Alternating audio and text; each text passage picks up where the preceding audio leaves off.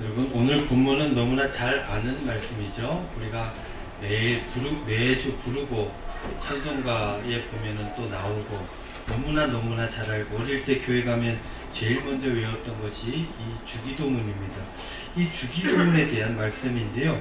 이 주님께서 가르쳐 주신 기도다. 그래서 주기도, 이게 문장이 문 해가지고 주기도문 이렇게 이야기를 하는데요. 주님께서 제자들에게 가르쳐 주신 이 기도는 기도의 하나의 모범이다라고 우리가 이해할 수 있습니다. 주님께서 가르쳐 주셨으니 하나님께 이러한 기도를 드릴 때, 하나님께서 우리가 이런 기도를 드릴 때 얼마나 기뻐하실지 우리가 그렇게 생각할 수 있게 되는 것입니다. 오늘 말씀 중에서 이 주기도문은 연구하고 얘기할 게 너무너무 많지만 요즘 우리가 기도에 대한 말씀을 많이 나누고 있는데, 이 주기도문에서 우리는 오늘 세 가지만 딱 보고 우리의 기도를 이 기도에 좀 맞추고, 그래서 하나님 앞에 이러한 기도로 나아가는, 그래서 주님과 하나님과 소통하는 귀한 우리 신앙인들 다 될 수 있었으면 좋겠습니다. 첫 번째 함께 나누고자 하는 것은요, 이것입니다. 기도는 어떤 것이냐면, 다 같이 한번 읽어볼까요? 시작. 여러분, 기도는요 보통 소원을 얘기하는 것이다 라고 인식하기 편한데, 기도는 사실 찬양입니다. 찬양의 내용이 빠지면 기도가 온전하지 않는 것이죠. 주님께서 가르쳐 주신 기도의 시작이 이렇습니다. 하늘에 계신 우리 아버지요. 그리고 맞춰질 때는 이렇습니다. 나라와 권세와 영광이 아버지께 영원히 있사옵나이다. 하늘에 계신 우리 아버지, 하나님을 높이는 일들이 이 기도에서 첫 번째로 시작되게 된다는 것입니다. 기도에는요, 이러한 부분이 꼭 있어야 됩니다. 빠지면 안 됩니다. 하나님을 찬양하고 영광을 올리는 부분이 빠지면 안 된다는 거예요. 그렇다면 여러분, 하나님을 찬양하는 것이 기도의 출발이고 빠져서는 안 되는 중요한 요소인데, 이 찬양이란 무엇인가? 사전적 의미를 찾아봤더니요, 아름답고 훌륭함을 크게 기리고 드러내는, 아름답고, 그 기도의 대상, 그분이 굉장히 아름답고 그분이 너무너무 훌륭해서 사람들 앞에 크게 드러내고 사람들 앞에서 기리는 일, 이것이 바로 찬양이라는 거예요. 그래서 누군가를 이 현대사회에서는 찬양하지는 않습니다. 왕이 없는 시대거든요.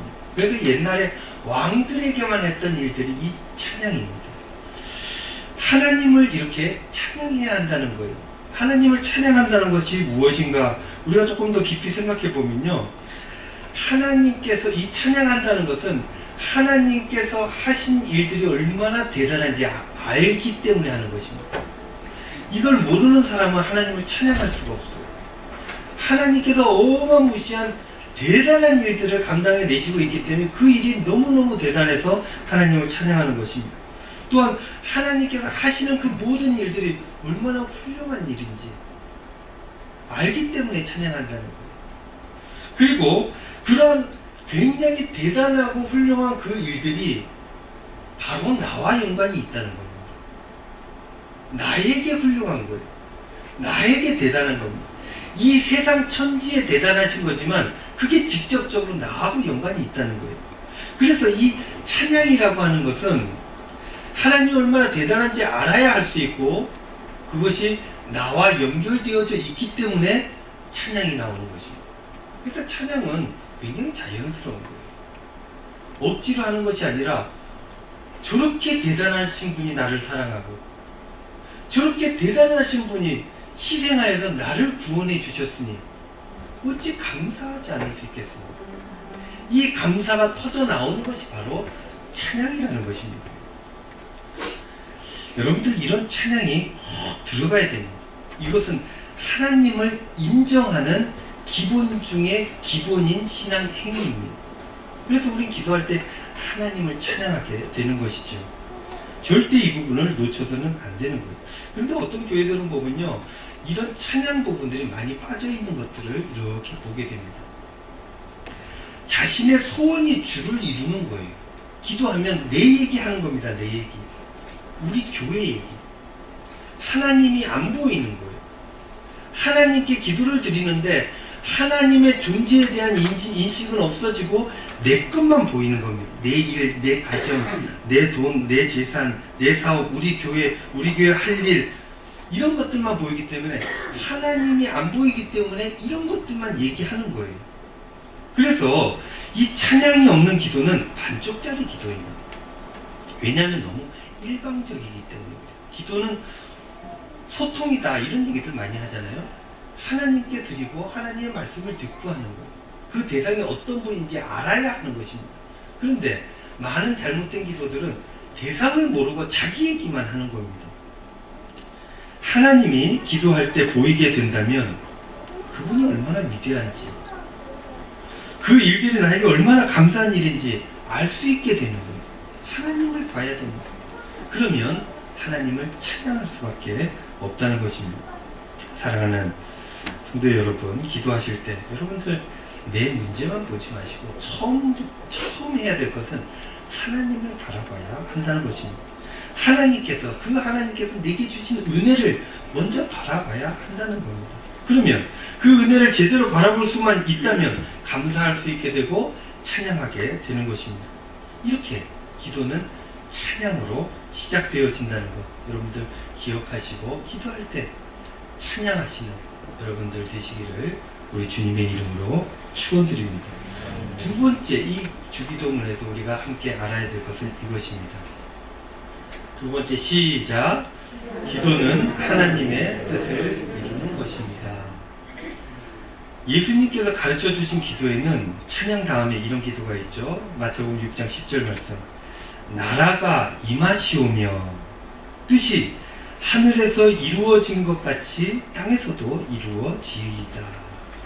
이 부분을 통해서 우리는 기도의 본질이 무엇인지 제대로 알 수 있게 되는 것입니다. 여러분들, 기도의 본질이 무엇입니까? 기도의 본질은 내 뜻을 이루는 것이 아니고 하나님 뜻을 이루는 것이 기도의 본질입니다. 내 뜻을 이루고자 하는 사람은 어디로 가야 됩니까? 점집으로 가야 돼요. 점집으로 가서 돈을 내야 됩니다. 아니면 굿을 해야 됩니다. 그래서 내 뜻으로 신을 움직여서 내게 유익한 일이 일어나기를 바라게 된다면 그러면 점집으로 무당을 찾아가야 됩니다. 하나님께 기도하는 것은 우리가 내 뜻을 이루어 주십시오라고 고집 피우는 것이 아니라 하나님의 뜻을 찾는 겁니다. 하나님의 뜻, 하나님의 나라가 내 삶의 자리에 이루어지는 것들을 위해서 기도하는 것이, 이게 기도의 본질이라는 거예요. 근데 대부분 나의 소원을 드리고 그 소원을 이루어 달라고 부탁하는 것이 기도다라고 생각하고 있지 않습니까? 그러나 예수님께서는 그러한 기도보다는 하나님의 뜻을 이루어 달라고 그렇게 기도하는 것이 옳은 기도다라고 가르쳐주고 있는 것입니다. 사실 우리는 늘 우리 입장에서 기도가 출발되어지지 않습니까? 여러분, 언제 기도합니까? 시간을 정해놓고 기도합니까? 매우 훌륭한 일입니다. 근데 시간을 정해놓고 기도하다가 뭔가 간절함이 생길 때 더 기도하지 않습니까? 우리 교회는요, 특별히 이 지역 기반을 하고 있지 않기 때문에 새벽 기도회를 특별하게 드리죠. 영상으로 매일 아침 우리가 핸드폰을 통해서 내지는 다른 어떤 기기, 모바일 기기를 통해서 접하게 되는데, 여러분들 예전에 새벽 기도회 다녔잖아요. 언제 새벽 기도 나갑니까? 매일 나가는 게 제일 좋죠. 그러나 힘들 때, 어려울 때, 마음이 약해질 때, 그때 기도하는 거예요. 사람이 원래 그렇습니다. 그래서 이 기도의 출발은 늘 나에게서 출발하는 게 당연지사인지도 모르겠어요. 그러나 이것들이 기도가 나로부터 출발된다 할지라도 하나님께 가는 동안 이 마음과 자세가 바뀌어지는 거거든요. 하나님께 상달되는 동안, 상달되고 돌아오는 동안 내 마음이 하나님과 맞춰지는 거예요. 그래서 기도는 나에게로부터 출발하지만 나에게서 끝나면 안 된다는 거예요. 하나님께로부터 출발되어져서 그 하나님의 뜻이 나에게 들어오는 것, 이것이 온전한 기도다라는 것입니다. 여러분, 이러한 기도는 전제돼야 될 것이 있어요. 이게 없으면 이게 불가능합니다. 뭐가 있어야 되냐면 신뢰, 믿음이 있어야 돼요. 하나님의 뜻이 내 뜻이 되게 되는 것, 하나님께서 하시고자 하는 일들이 내게 이루어지는 것이 좋겠습니다 라고 생각하고 얘기하고 할 수 있는 것은 하나님에 대한 신뢰가 있기 때문에, 저분이 날 사랑하시고 저분이 하시자고 하는 대로 하면 나에게 요즘 보니까 다 유익하더라. 지금은 힘들지 모르지만 하나님께서 나를 살려주셨으니 생명의 길로 이끌어 주실 것이다 라고 하는 믿음이 있을 때 하나님께 다 내어 맡길 수가 있게 되는 것입니다. 하나님께서 당신의 뜻을 내게 이루는 것, 그게 최선입니다, 가장 좋은 것입니다 라고 하는 믿음이 있어야 맡길 수가 있는 겁니다. 여러분들 못 믿는 사람들에게 뭐 돈을 맡기겠습니까? 자녀를 맡기겠습니까? 뭘 맡기겠습니까? 아무것도 못 맡깁니다. 여러분들 자녀를 어디다 맡깁니까? 할머니, 할아버지들한테 맡기잖아요. 왜냐? 가장 믿을 수 있는 사람이기 때문에. 하나님께 나를 맡기는 것, 그래서 그분의 뜻대로 처분되고자 하는 그 기도, 이게 온전한 진실한 기도다 라고 예수님께서 말씀하셨는데요. 이런 기도의 절정은 여기에서 나오게 됩니다. 마태복음 26장 39절 말씀. 조금 나아가사 얼굴을 땅에 대시고 엎드려 기도하여 이르시되, 내 아버지여, 만일 할만하시거든 이 잔을 내게서 지나가게 하옵소서. 겟세마네 기도 아닙니까? 십자가를 목전에 두고 피하고 싶은 거예요. 하나님의 뜻과 예수님의 뜻이 달랐던 겁니다. 육신을 가진 예수님의 뜻이 달랐던 거예요. 그래서 기도하면서 할 수만 있다면 좀 피해가게 해주시면 안 됩니까? 라고 얘기했으나 결론이 어때요?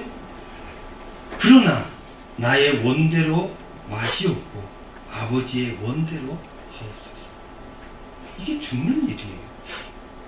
그런데도 불구하고 예수님께서는 신뢰가 있었기 때문에 하나님께 모든 것들을 내어 맡기고 하나님 아버지의 뜻대로 하고자 결단을 하게 되는 것입니다.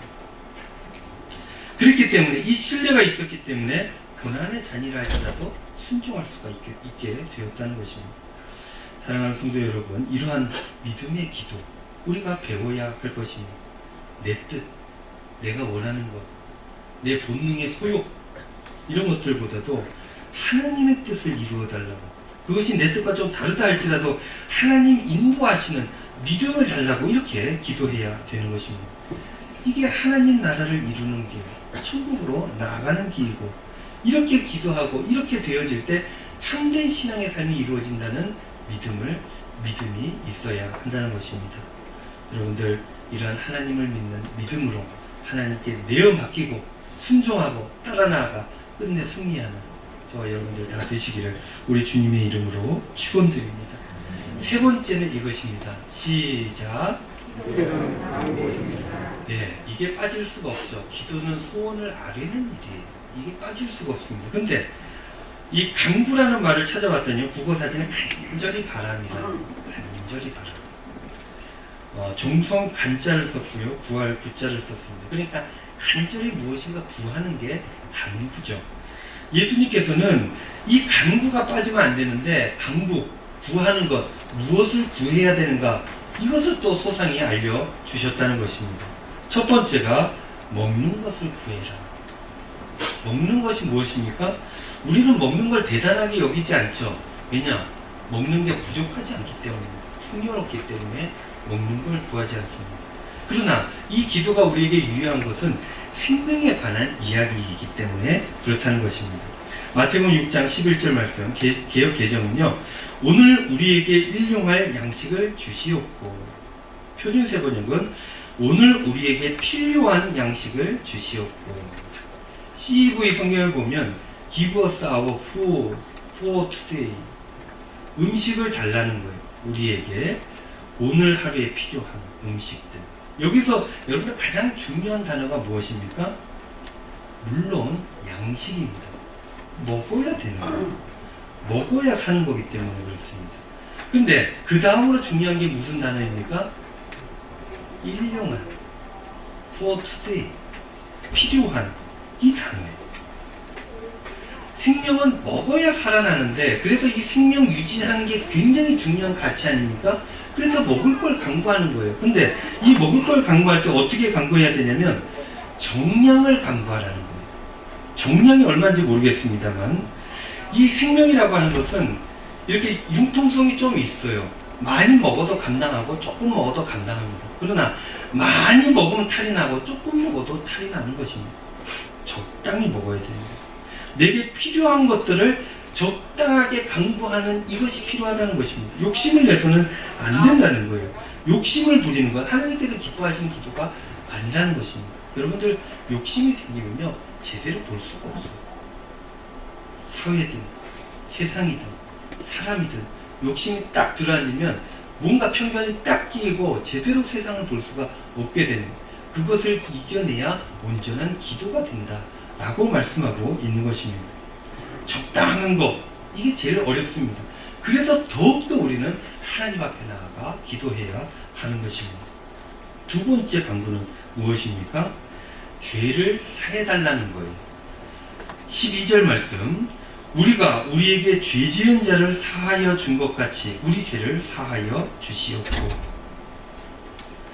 우리가 우리에게 죄 지은 자, 이거에 대한 학자들의 논쟁들이나 이야기들이 너무너무 많죠. 그러나 오늘 가장 핵심적인 것만 살펴보면 이 기도의 내용이 무엇입니까? 죄를 사해달라는 거예요. 여러분, 죄를 짓지 않아야 됩니다.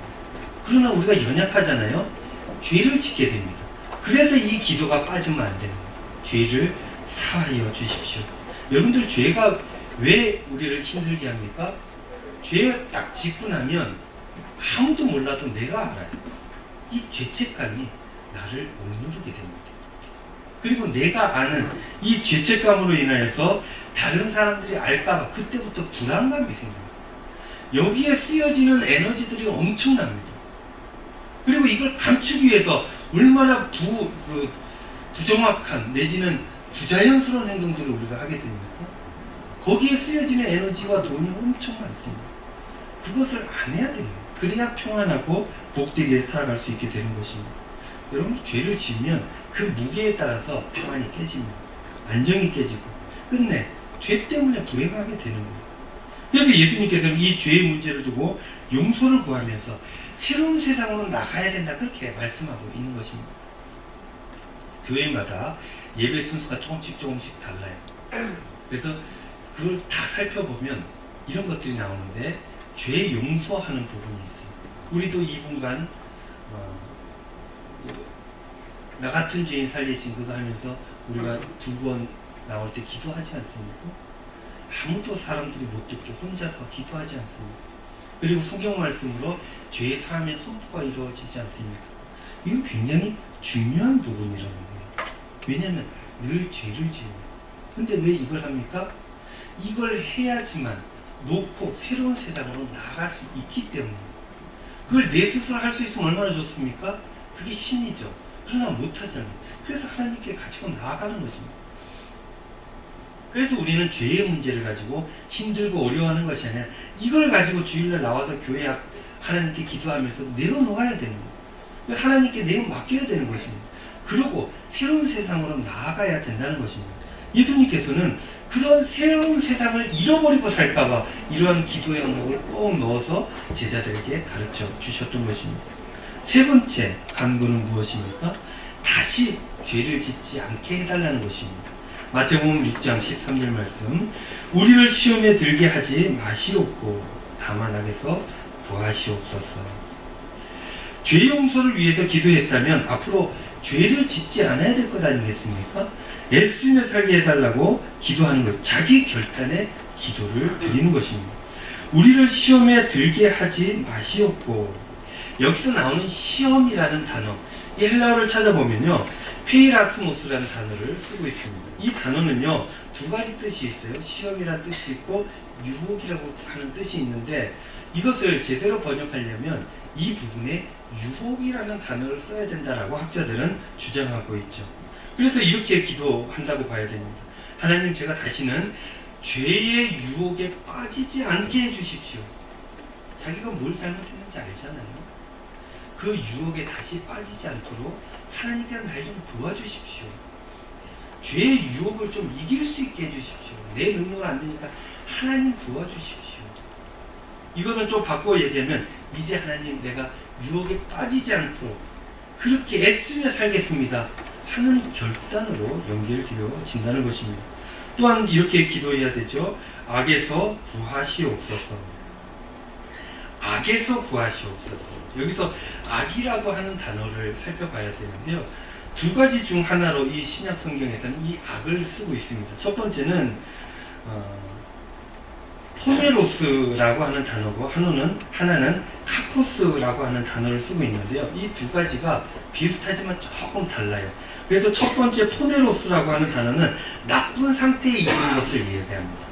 병든 것이든지 뭔가 잘못된 것이든지 악한 것이든지 이런 것들을 얘기하는 거고, 두 번째 카코스라고 하는 악이라고 하는 단어는 열등한, 변변치 않은, 쓸모없는, 무능력한, 초라한 이런 단어와 이런 단어의 뜻을 가지고 있다는 것입니다. 그런데요, 오늘 본문 이 주기도문에서 쓰여진 악에서 구하시옵소서, 이것은 하나님 나쁜 상태에서 저희들 좀 구해 주십시오.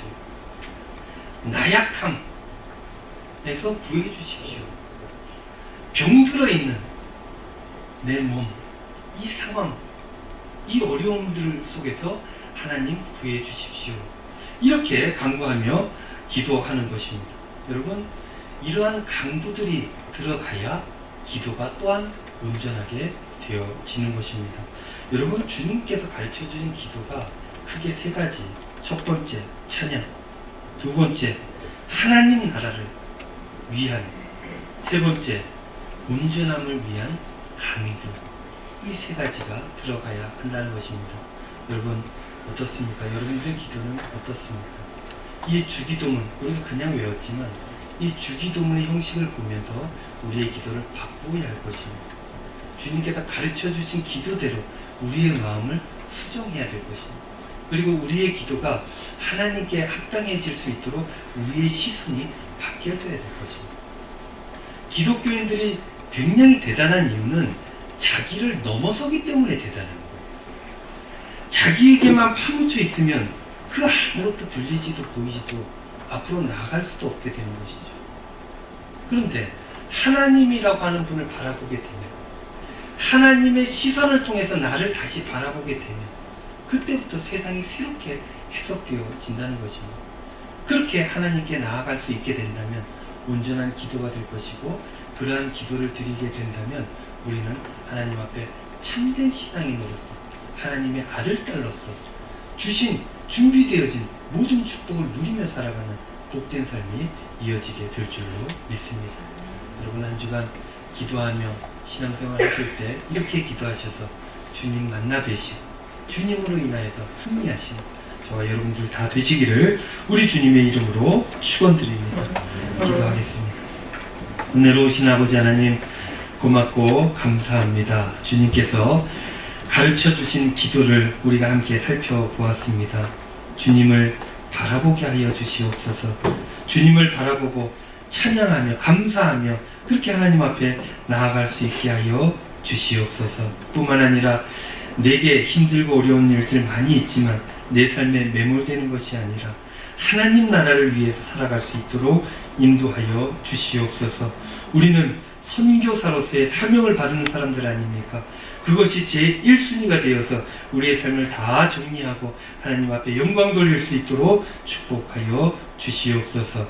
뿐만 아니라 온전함을 위해 간구하는 기도의 제목들 잘 드리게 하여 주시고, 그래서 악한 것들에 대해서 우리가 구원을 받고 온전해지는 하나님 앞에 자유로운 삶을 살아가는 저희 모두가 될 수 있도록 축복하여 주시옵소서.